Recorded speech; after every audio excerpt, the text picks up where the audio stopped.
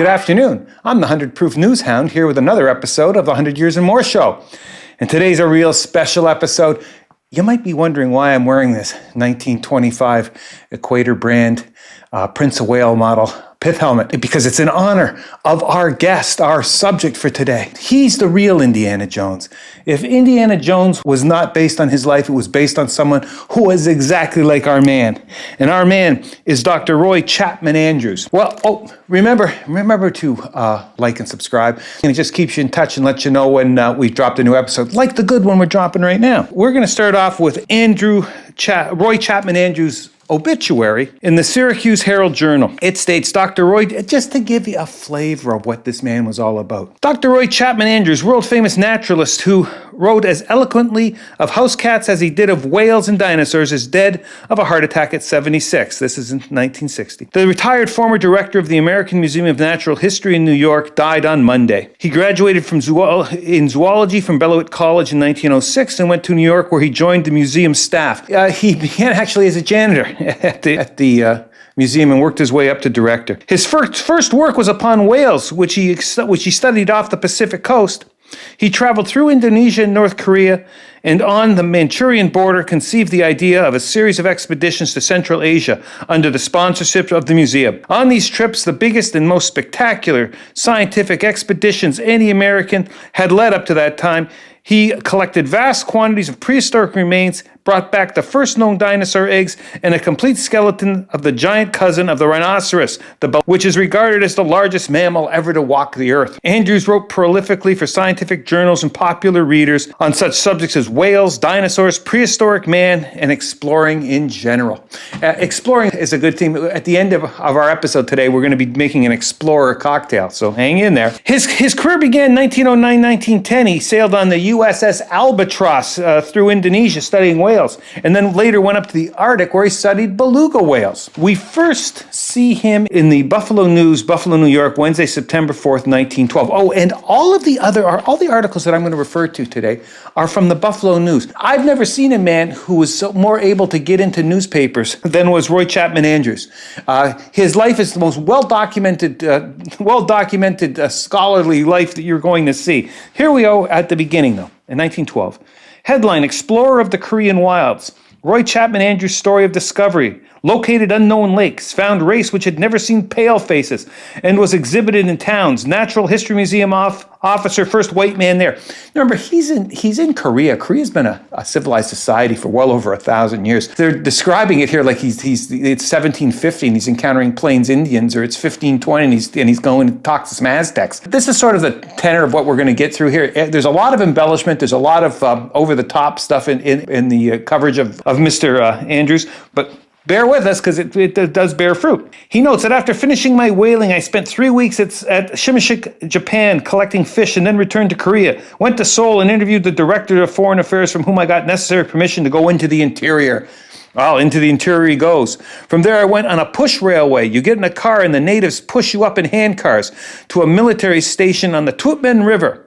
The latter is a walled town, 500 years old. Yeah, it's a civilized country. He knows, though, that up there are leopards in tremendous numbers in many parts of the country, snow leopards, and there are tigers in many districts. Most people believe tigers are confined to hot countries, but those of Korea go way up the Amur River. They live among the rocks and live mainly on deer, which are to be found in great abundance. I never went from camp without seeing three or four tigers every time he left camp. Well, hope he was well armed, because the tigers like to, you're on the menu when there's tigers around. Now, the next article is in February of 1915, and it sets the pattern here. He's always exploring. He's always somewhere in the world during the spring and summer months. He returns to the United States in the fall and winter in lectures. Here he is here in Buffalo, New York, and the headline is, "We'll lecture on whales." Roy Chapman Andrews will lecture on camera hunting for whales. So hunting for whales with a camera. More than 100 lantern slides and about 800 feet of motion picture film will be used to illustrate his remarks. Mr. Andrews has made the study of whales his life work. Well, up until that point in time, we're going to see that changes. He will relate his adventures while carrying on his studies, and he would continue doing that for the rest of his life. The whale thing was an early infatuation of his, and when you read the articles, it's pretty wild. He's talking about harvesting whales for food. He cites the Japanese example. He says that whale tastes like venison, and you can get up to 80,000 pounds of meat from a single whale, which is basically the same as a whole herd of cattle. Fortunately for humanity, that didn't catch on. But anyways, he's back in the wild in 1919. He's in China now with an article here on December 18th. So he's returned from China, and the article is Lolo Hunters of Yunnan, Unique Folks, Little-Known Inhabitants of Remote Province Described by Explorer. Mandarins hold power of life and death. Okay, two separate things here. There's the Lolo Hunters. He describes the Lolo Hunters. They're a tribe of hunters who he describes having, they have specific ceremonies that they perform depending on what kind of prey that they take down. He describes in detail two different antelopes and the two different types of ceremonies that they have with respect to each. He does note that they are one of the non-Han ethnic groups. And if we know anything about China now, if you're a non-Han ethnic group, you're probably being persecuted as we speak. With respect to persecution, though, he's talking about Mandarins, which are what he's referring to are bureaucrats. And one of the bureaucrats got in trouble. One of the Mandarins got in trouble because they denied the expedition's entrance into a specific area. They contacted Peking, and then he changed his mind. And it's noted, the immediate submission of the obstructing Mandarin and his later good offices to the expedition, however, did not save him. What happened? His own people, fearing punishment from Peking and resenting the insult to the white people of the party, whom they regarded as gods and goddesses, baloney, but that's back here where it's like he's Cortez and we're dealing with Aztecs. But here's what they did with the Mandarin. If it happened, this is right out of Indiana Jones and the Temple of Doom. They seized him and boiled him alive in oil. I don't know if that really happened, but I think it happened in the Temple of Doom. Anyways, just in case you're following along at home, the Lolo Hunters are also known as the Nosu. Now, in October 1920, it's announced that he's going in search of a place where man had his origin. Expedition to try to learn locality where ape became human. Roy Chapman Andrews, Associate Curator of Mammals at the American Museum of Natural History, announced today he would soon leave the United States at the head of a scientific expedition through which he hopes to establish the origin of man and locate the most primitive human remains, the link between man and the ape. The ultimate destination of the expedition will be in Central Asia, where scientists believe that a man as distinct from the ape originated. The expedition is unparalleled in its scientific history, both for purposes and size. It is really a big expedition. Here's what it says. It will include botanists, zoologists, anthropologists, paleontologists, archaeologists, and other scientists. Said that and how much did all this fun cost? Well, it said $250,000. And where were they getting the money? Well, they passed the hat amongst the swells in New York, and guys like J.P. Morgan and W.A. Harriman were kicking in, so off they went. Well, what did they find? Well, Buffalo News again on February 23, 1921 will search in China trail of missing link. Third Asiatic expedition of naturalists starts on its quest. You notice when I read the different articles is there was a lot of confusion of whether it was the first, second, third, or fourth expedition. Numbers were used almost interchangeable. Here they're calling this whatever they're talking about. Here the third. The third Asiatic expedition of the American Museum of Natural History, headed by Roy Chapman Andrews, left this city yesterday on a mission that will keep them in the vast, untrodden areas of Asia for 5 years. The mission is to obtain evidence that the missing link between man and monkey actually did exist. Now, how in the 3 million square miles of the Chinese subcontinent there, they thought they were going to find exactly the fossils they needed, I have no idea, but they're very optimistic back then. Mr. Andrews, who has led 2 other scientific parties into China, is accompanied by Mrs. Andrews. And you'll notice this throughout the 1920s, he brings his wife along, and she serves as the color photographer. Very progressive. Now, this is where we start getting the comparison to Indiana Jones. Anybody can just go out there and look for stuff. But this is the good Indiana Jones stuff. Headline, November 15th, 1923. Man-eating canines harassed explorers.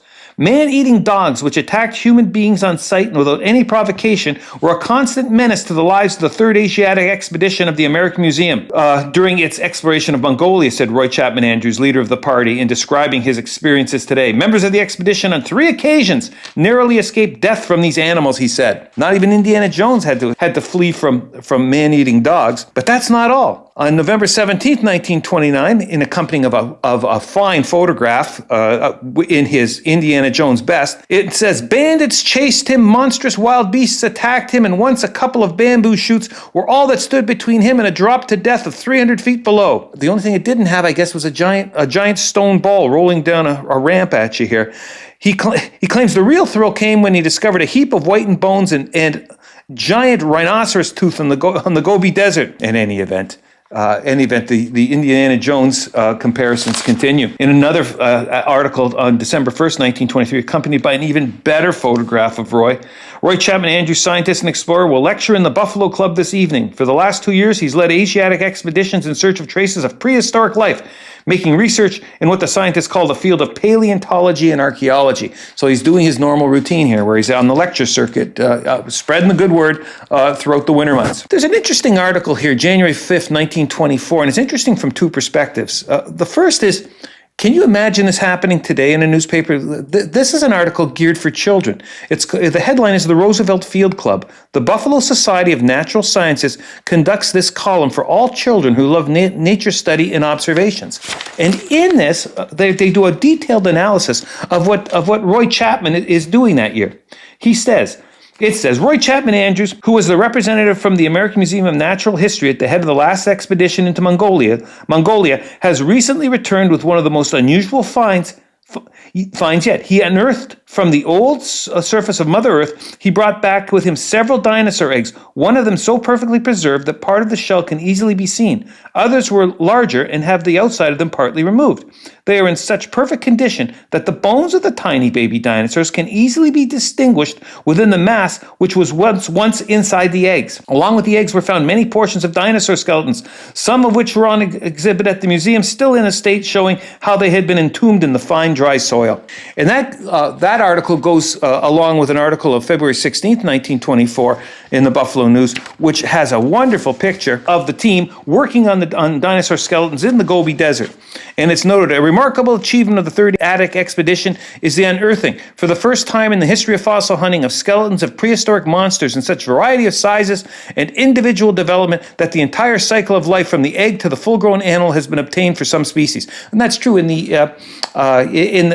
area that they're working there. They do have the eggs and they have the full-grown skeletons there. The pictures of the egg was taken exactly as they were found. 2 were completely exposed. Broken shells of others were plainly visible, and 3 more were embedded in the rock. A few inches above the eggs lay the skeleton of the dinosaur, it says of ancestral type, the dinosaur of the family of the eggs. Now Roy Chapman Andrews gets in some more trouble. It says here on September 12th, 1924, friends fear Andrews may be held in China. Word sought of noted explorer when arrest of foreigners is reported. His friends reported to the authorities yesterday, and efforts are being made to determine whether he is in danger. It was feared that he might be among the foreigners arrested in recent political upheavals. But Roy has his ways, and one of his friends notes, while the explorer might run into difficulties, his knowledge of the customs in the district and his friendship with some of the leaders in every faction would render him less prone to mishap than the average traveler, his friends say. Roy's got it in. He's got it in good with the man. He's becoming somewhat of a celebrity now. Well, he is a celebrity, but he's becoming sort of a role model here. And there's an article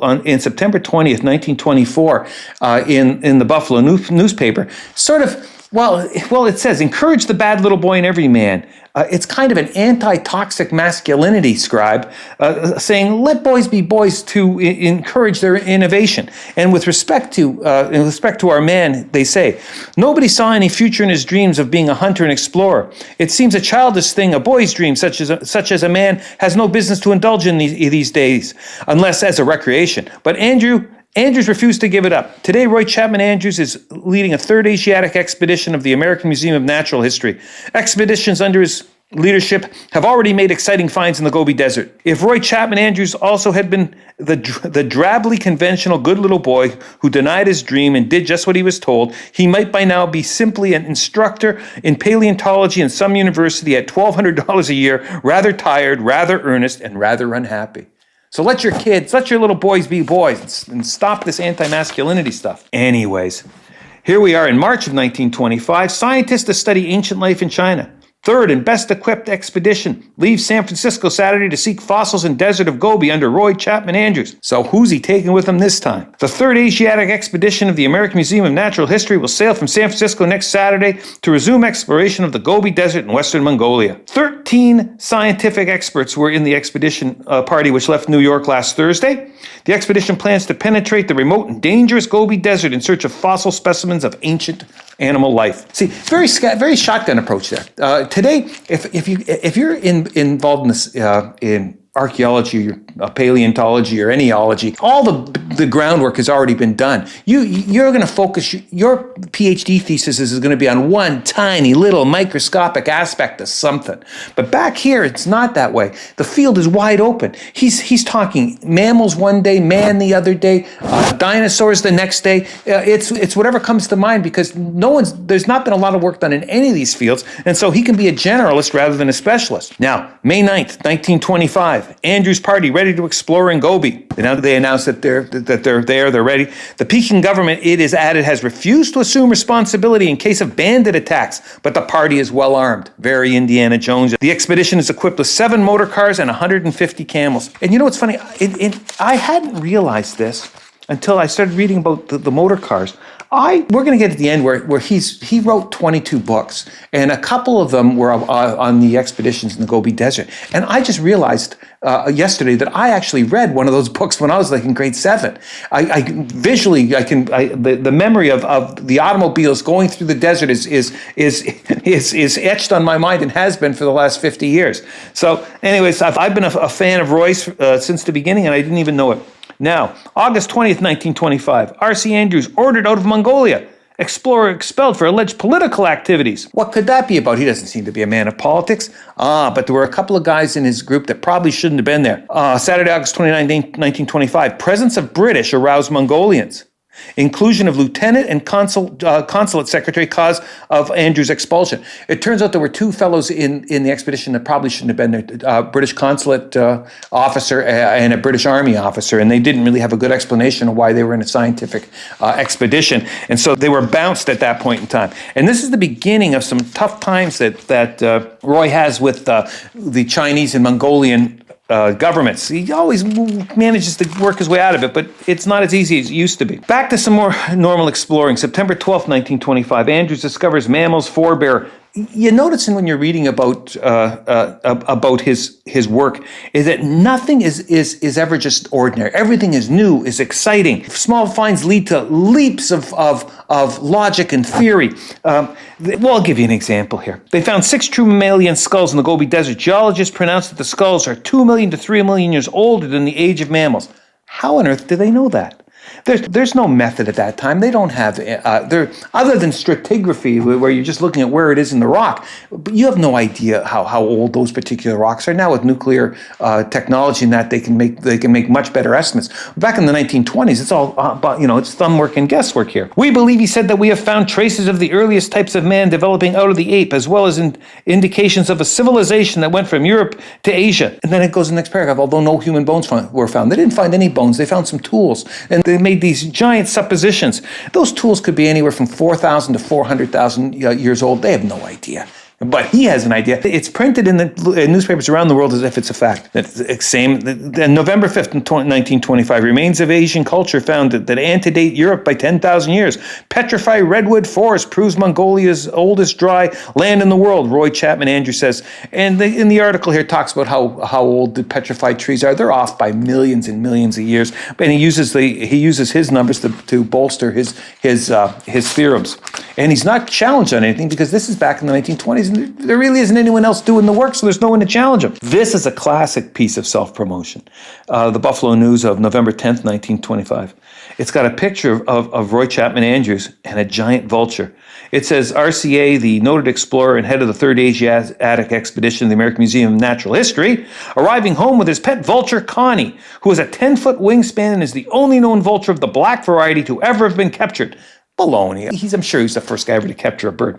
It will only eat fresh meat and has become very fastidious. But he's out there self-promoting. And I guess you have to do that if you're going to get funding. If you're going to convince the Vanderbilts of the world to flip you $1 million to go on these expeditions, you got to show that you're doing some good work. And so he's constantly, as we've shown here, he's constantly in the press here. May 3rd, 1926, Peking, after having been thrice confiscated by the military, Roy Chapman Andrews' camel train has at last left Kalgan, starting for the new Asiatic expedition under heavy guard.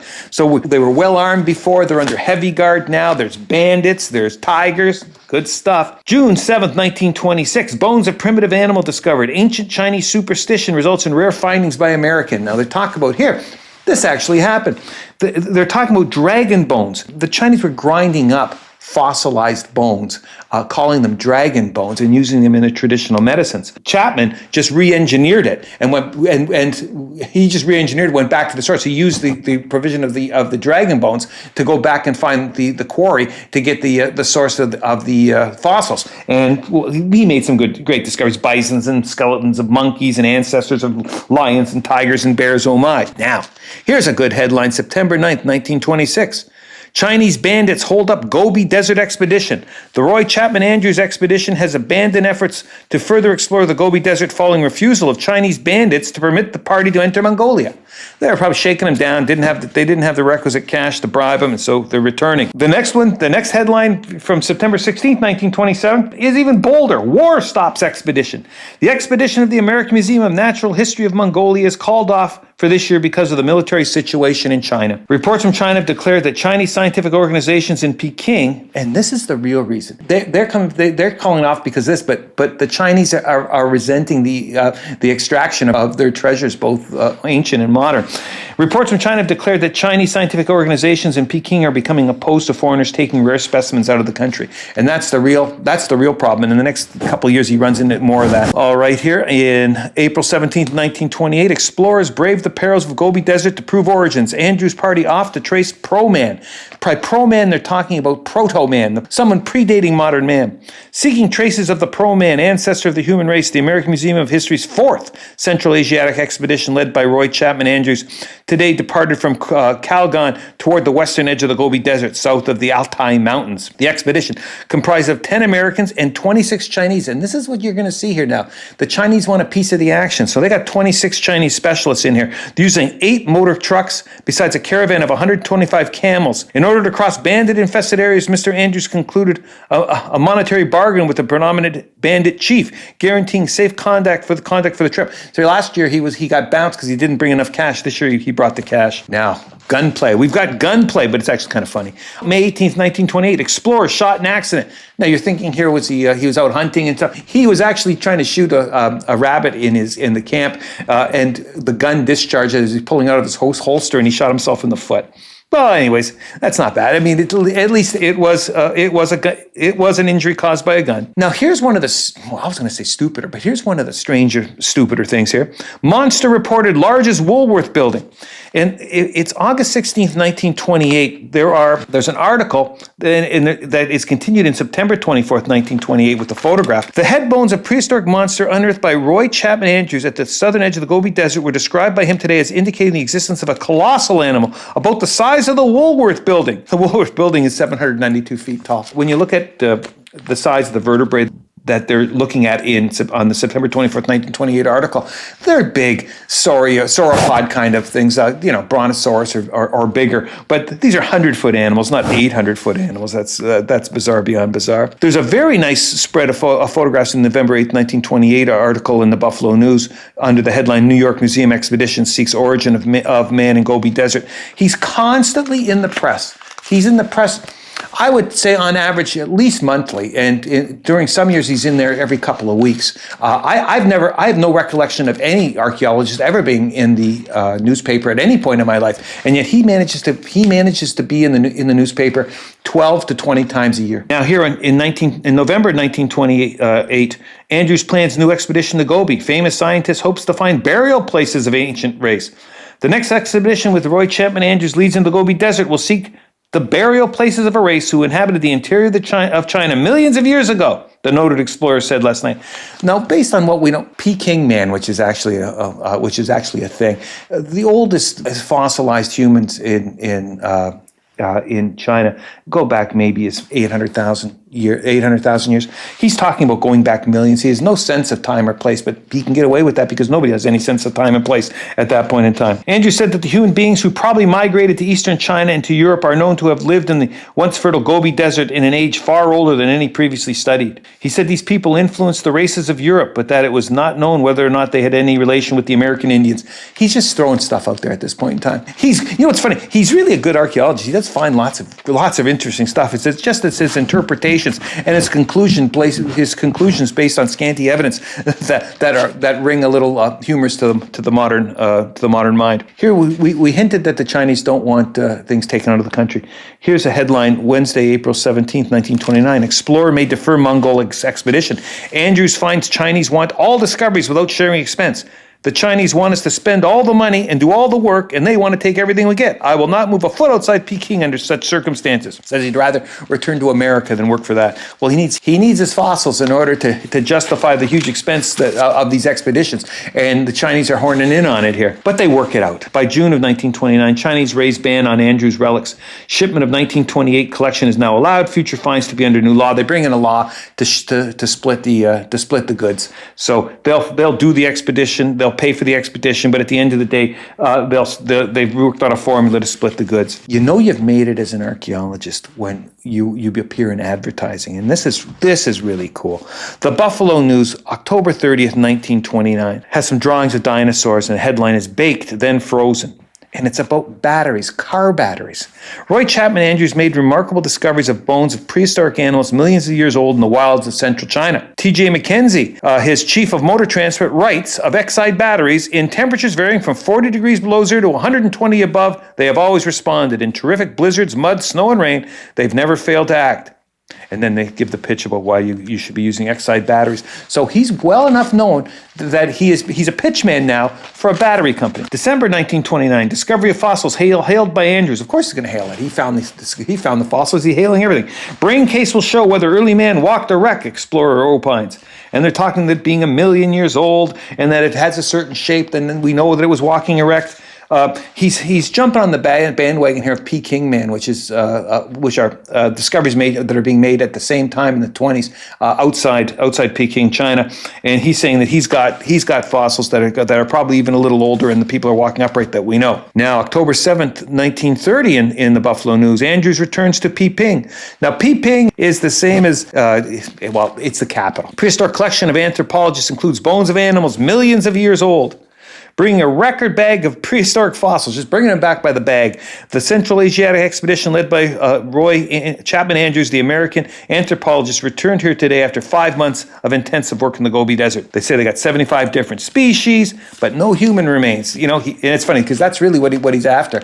He wants to prove the missing link and prove the ape-human relationship, but he speculates, but he was never able to find the bones that did that. Now, headline in 1931. July 2nd in the Buffalo paper. Roy Chapman Andrews is barred. Roy Chapman Andrews, widely known American scientist, was barred from conducting his proposed expedition into the Gobi Desert by the Chinese authorities Thursday. In a communique explaining their attitude, the Chinese officials referred to Andrews' arrogant attitude and said he had been excavating valuable scientific material from Chinese territory under the cover of a passport for hunting. So they're finding him to be arrogant. Is it possible that that celebrity is going to his head?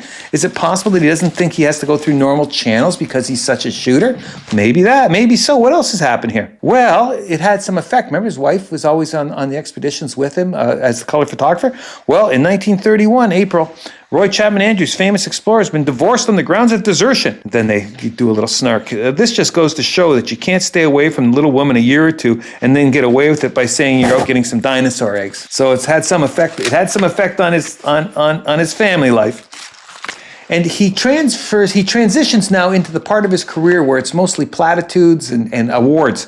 And on March 16th, 1931, he's in a tuxedo and a lovely presentation for his discoveries relative to prehistoric man in Central Asia. Dr. Roy Chapman received the Hubbard Gold Medal from the National Geographic Society. So now he's getting medals to honor him for his work.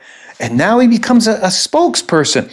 He's 10:30 p.m. WGR Radio, November 18th, 1931. He's appearing on the Coca-Cola program. Roy Chapman Andrews, great discoverer of the beginning of mankind, interviewed by Grantland Rice. Grantland Rice was the greatest sportscaster of his day. So, and it goes Gustav Hunchen directing the famous all-string Coca-Cola orchestra. So he's now a media celebrity here. And right after this, he becomes the director of the American Museum of Natural History, which he serves as director from 1934 to 1942. And it was a tough job. He was the director during the Great Depression. Holding together a not-for-profit when no one's got no money is probably a fairly difficult thing to do, and he was able to do it. Now, coming out the back end of it, when he's in retirement, he continues to be a celebrity. Here in the Buffalo News, Wednesday, January 31, 1945, on the show at 9 p.m., Keep Up with the World, Roy Chapman Andrews, famed author and explorer, tells some little-known facts about the world we live in. And that was the ad here's for WGR radios, but that was part of a radio syndicate that was broadcast coast to coast. He continues to be a celebrity. In the 1950s, he writes books. He eventually writes 22 books. They include Whale Hunting with Gun and Camera, Across Mongolian Plains, On the Trail of Ancient Man, Exploring with Andrews, All About Dinosaurs, All About Whales, and In the Days of the Dinosaur. Those 22 books, he published them about one a year in his retirement, and along with his media appearances, kept him quite busy. We've already read his obituary. He dies in 1960. As I said at the beginning, if Indiana Jones was not based on this gentleman, if Indiana Jones was not based on this man's life, then it was based on somebody exactly the same. We've got an individual here who was as